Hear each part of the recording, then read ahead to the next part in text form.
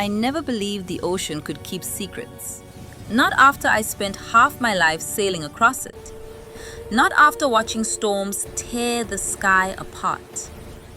Not after seeing men lose their minds staring into waves that never ended. But the night I pulled her from the water, the night she fainted in my arms, and whispered that only the ocean could heal her, that was the night I realized the sea wasn't just water. It was a living thing, and it had just chosen me. I was 3 miles off the coast, trying to outrun a storm that came out of nowhere. Lightning clawed across the sky. The waves hit my yacht so hard, the deck shook beneath my feet. Then, I heard it. A soft cry, like someone calling for help through a mouthful of water. I grabbed my flashlight and scanned the waves. That's when I saw her. A woman. But not like any woman on land. Long golden hair floating like silk. Glittering blue scales catching the lightning. A shimmering tail tangled in a piece of torn fishing net. A mermaid. A real mermaid. I didn't stop to think. I dove into the water, fought the current, and dragged her onto the deck. Her skin was cold, her breathing shallow, and her eyes looked like entire galaxies trapped in blue. Then she whispered, barely audible over the storm, "Please, don't let me die. Only the ocean can heal me." And then she collapsed in my arms. I carried her inside, dripping seawater all over the floor. The glow from her scales lit the room in soft turquoise. She was beautiful, but broken, like something sacred that had been hunted. Her pulse was fading fast. I laid her on my bed. Her tail slowly turned a dull gray. Her gills fluttered weakly.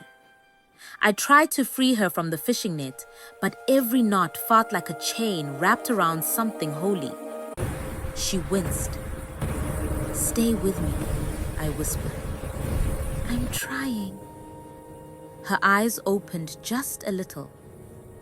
"You're human," she breathed. You shouldn't have touched me.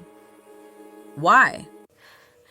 Because my pain becomes your curse. Before I could ask what she meant, she reached out and grabbed my wrist. Her hand was trembling, but her grip was strong enough to feel like heat spreading through my veins. A glowing symbol, an ocean blue sigil, appeared on my skin. I gasped. My vision blurred. The whole room spun like a whirlpool. She pulled her hand away, terrified.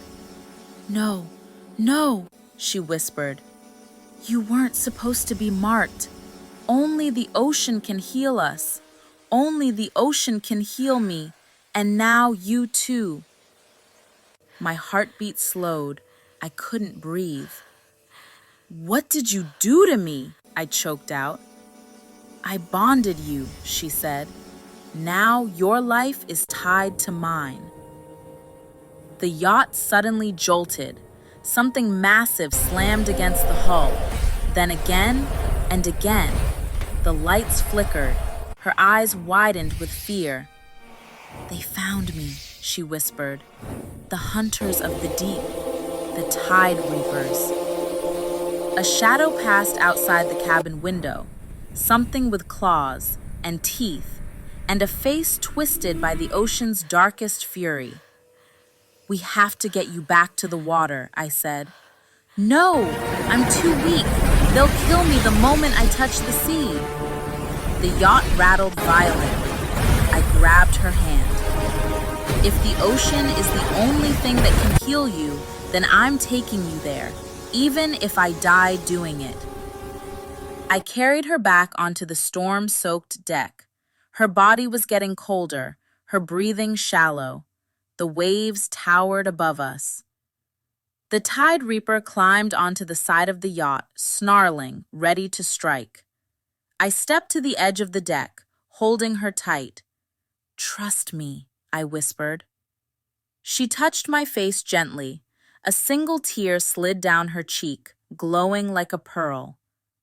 "I do," she said, and we jumped. The ocean swallowed us whole.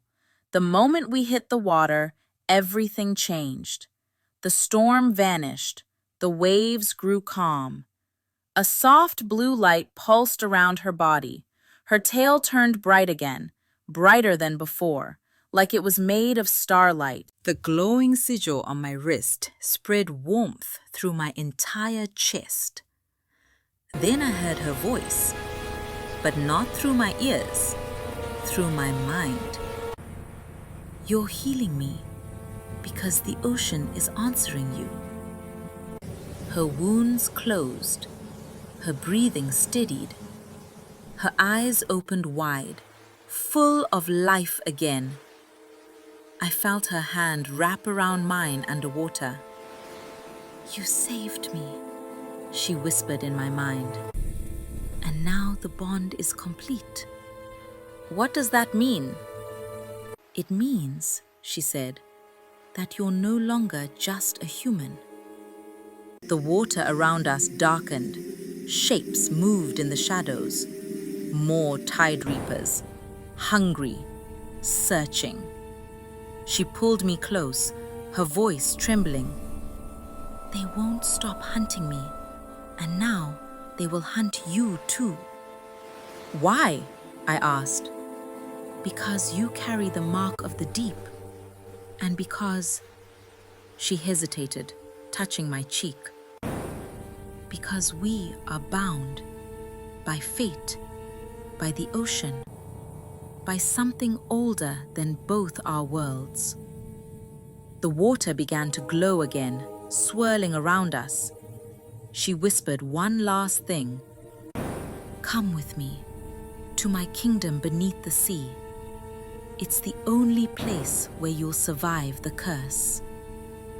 Before I could answer, a bright light opened beneath us, like a doorway into the deep. She pulled me toward it. I didn't resist, because the moment the mermaid fainted in my arms, the moment she said only the ocean could heal her, my life stopped belonging to the land and started belonging to her. To be continued.